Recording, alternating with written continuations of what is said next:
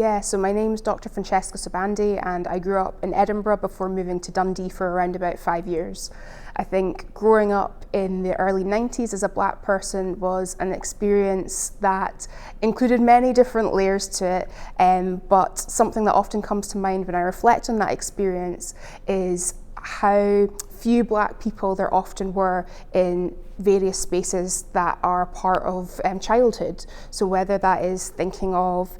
taking part in club activities as a child, being in a classroom setting, what it means to learn about the history of the place you're living in, but wondering why is there nothing discussed about the lives of black people. When we did research interviews as part of this book, many people who were speaking about their lives in the 80s and 90s said that it felt as though there were so few of us that everybody knew each other. Obviously that's something that's said in a sort of tongue-in-cheek way, but I think it kind of captures the feeling that was very much a part of my experience and other people's experience at that time, which is that there was a presence of us there, but we also often were not necessarily in the exact same location. So certainly the population of black people in Edinburgh and Glasgow, for example,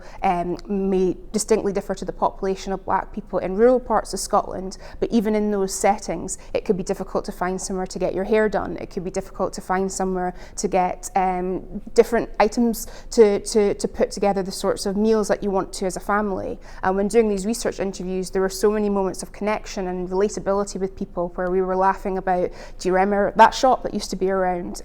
Wasn't it a shame when that hairdresser closed down? And the fact there was only that one place for so long, what that meant to so many people at that point in time, and what it means now, having seen things change, but also knowing that there are still many different challenges there that black people are navigating. So I'd say being a black person in the 90s in Scotland, in one word, it was interesting. I've got a lot of fond memories of my time in Scotland, but I'm also always very mindful of how difficult it could be and still can be for black people when navigating environments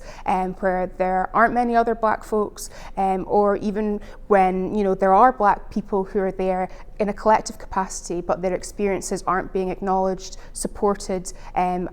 aren't being recognised in the ways that they should in Scotland as a nation.